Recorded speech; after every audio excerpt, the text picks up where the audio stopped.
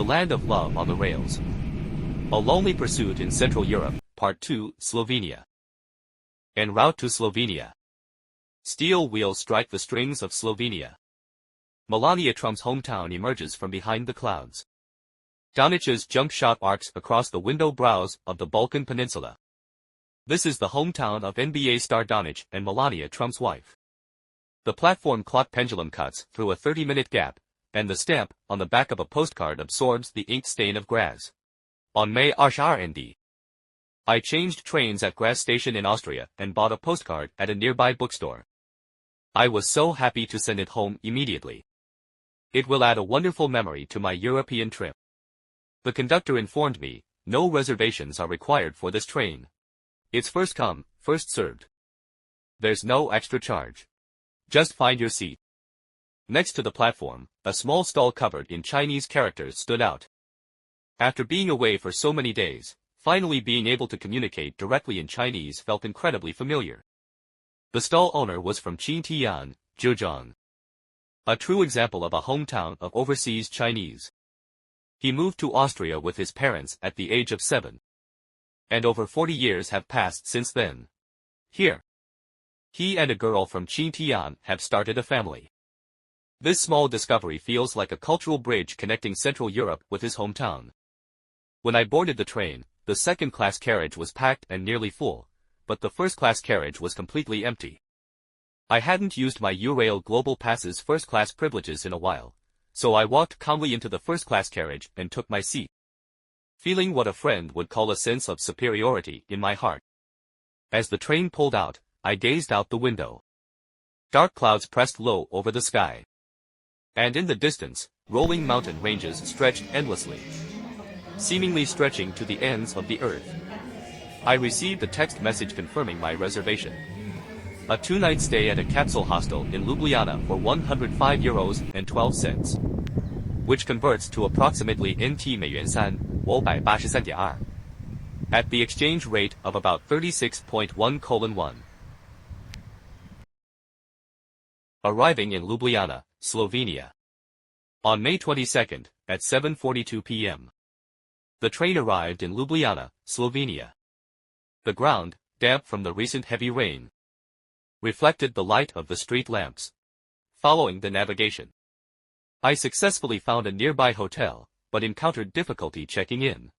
There was no message from the host, and the phone only had a recorded message. Just as I was getting anxious, a kind passerby helped me contact the host in Slovenian, and I finally got the door code. After a short rest, I decided to go out and photograph the night scene. Walking alone towards the old castle. The dim streetlights contrasted with the ancient streets, creating a charming atmosphere. Occasionally, pedestrians hurried by in the rain, umbrellas clutched, eager to return home. No one, presumably, noticed me. A leisurely figure, capturing the night scene with my camera. Passing the Dragon Bridge, I noticed the statue of a fiery dragon, resembling a modern cartoon character, quite interesting. Ljubljana, in Slovenian, means the loved city, and the dragon symbolizes it. However, the rain intensified, forcing us to return to the hotel, ending our busy day. May RD. The capsule hotel's beds and linens were spotless, and the bathroom was spacious. However, the contact information provided during check-in was inconvenient. The morning temperature was only 11 degrees Celsius, quite chilly. We had breakfast at a shop next door, which seemed like a gathering place for the elderly from the neighborhood. Everyone chatted and chatted, creating a warm and relaxed atmosphere. This kind of morning socializing seems to be a touch of warmth in the lives of the local elderly. While eating, I checked my itinerary for the next day and discovered that my original plan required me to transfer via Vienna, Austria, to Budapest, Hungary, and then back to Bucharest, Romania. With only 5 minutes between the two transfers, it was too rushed. So I went to the station to talk to the ticket seller, who suggested taking a bus directly to Veszprém, Hungary, and then taking a train to Budapest. This would be a safer option. His suggestion was adopted and the itinerary for tomorrow was finalized. Exploring Ljubljana, art. History, and Castle's aerial photography tour. Today's itinerary begins in the north of the city. Exploring this vibrant and artistic city. We first visit the Modern Art Center, its walls covered in creative graffiti, showcasing Ljubljana's vibrant street art scene. Then we visit art galleries and museums to immerse ourselves in Slovenian artistic creations. We then visit the National Museum and the Natural History Museum, where the Chinese artifacts on display are truly captivating, offering a glimpse into the history of a distant homeland. I saw Chinese cultural relics in the museum, and the translation is as follows. Exactly how and where Ivan Skusek collected artifacts remains unclear, but we know from the letters of the missionary Kluge that he had an advisor, at least for numismatics.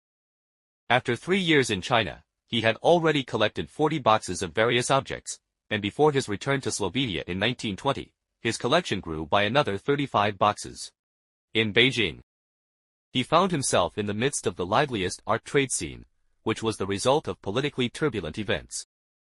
The looting of the Summer Palace after the Opium War of 1860 and the Forbidden City after the Boxer Rebellion of 1900 to 1901 by foreign soldiers brought many imperial artifacts onto the market. Sun Yat-sen's revolution in Yi, which brought down a millennia-old Chinese tradition just 3 years before Skusek's arrival in China, further stimulated the art market. In addition to the items found in archaeological excavations that flooded the antique shops, the Chinese elite sold their artifacts to survive, and temple treasures also found their way onto the market. All these events flooded the streets of Beijing with priceless artifacts from different historical periods. Ivan Skusek. The exact methods and locations of his collection remain unclear, but we know from the missionary Kruger's letters that he had at least one numismatic advisor. During his 3 years in China, he had amassed 40 boxes of various items. Before returning to Slovenia in 1920, he had added another 35 boxes to his collection. In Beijing, he found himself in the midst of one of the most vibrant art markets, a result of political upheavals. The looting of the old Summer Palace following the Opium War of 1860 and the Forbidden City following the Boxer Rebellion of 1900 followed. In 1901, soldiers from the Eight Nation Alliance invaded China, bringing many imperial artifacts to market. Sun Yat-sen's 1911 revolution destroyed thousands of years of Chinese feudal tradition. 3 years earlier, Skusek's arrival in China had further stimulated the art market. Besides the ancient artifacts discovered in archaeological excavations, Chinese elites were selling their artifacts to survive in shops, and treasures stolen from temples also entered the market. All of these events filled Beijing streets with priceless artifacts from various historical periods. I picked up a few postcards in the museum shop, and the friendly receptionist not only patiently assisted me but also printed a map to the post office. The warm and thoughtful service was truly heartwarming. Amidst the drizzling rain, we continued south, passing Prasaran Square, Parliament Square, and the magnificent street, Nicholas Cathedral. We also admired the magnificent 5-star Grand Union Hotel before arriving at the highlight of the day, Ljubljana Castle. As we strolled uphill to the castle, the mountain breeze was gentle but not overbearing, perfect for flying our drone. I asked the castle receptionist, and he smiled and said, "Even though no one has flown here before, just be safe. Go ahead." Such a generous response was a pleasant surprise, and we were granted the rare permission to fly. We activated the drone's orbital mode, taking in the entire city from the castle's height, even flying over its perimeter to capture the magnificent panorama of Ljubljana. As we descended from the castle, the air was exceptionally fresh after the rain. Taking a deep breath felt as if it washed away all the dust from my lungs. Strolling the streets, I couldn't help but notice the proportions of Eastern European girls' long legs, tall figures, each one a model-like figure, a sight to behold. I even jokingly tried to help a classmate find Melania Trump's sister in Yongha, but unfortunately, fate wasn't there, and I never encountered a similar figure. On the way back, a group of enthusiastic young people saw me snapping photos with my camera and even offered to pose for me. It was so cute and natural. I tried the drone's follow mode in an alley, drawing curious glances and smiles from passers-by. It was already 8 p.m. when I got back to the hotel, and it was already dark. After freshening up, I wrote down my thoughts and downloaded the drone footage, ending the day with a sense of satisfaction. I'll organize and share these wonderful photos and videos tomorrow. A thrilling beginning leaving Ljubljana station. Slovenia, on May 24th. I arrived bright and early at Ljubljana station at 8:30 a.m., ready to catch the 9:15 a.m. train and begin my long journey to Romania. The conductor arranged a new route for me, avoiding the transfer in Vienna and taking a bus directly to the Hungarian border. She told me the train would stop at platform 91 and the ticket would be €3.50, 20 minutes before departure. A train had already arrived at the platform. I boarded the train, but the more I looked, the more I felt something was amiss with the signage. I quickly got off the train to ask. And an elderly woman pointed to the far end of the platform. It turned out that platform 91 was incredibly long, blocked in the middle by a fence due to construction.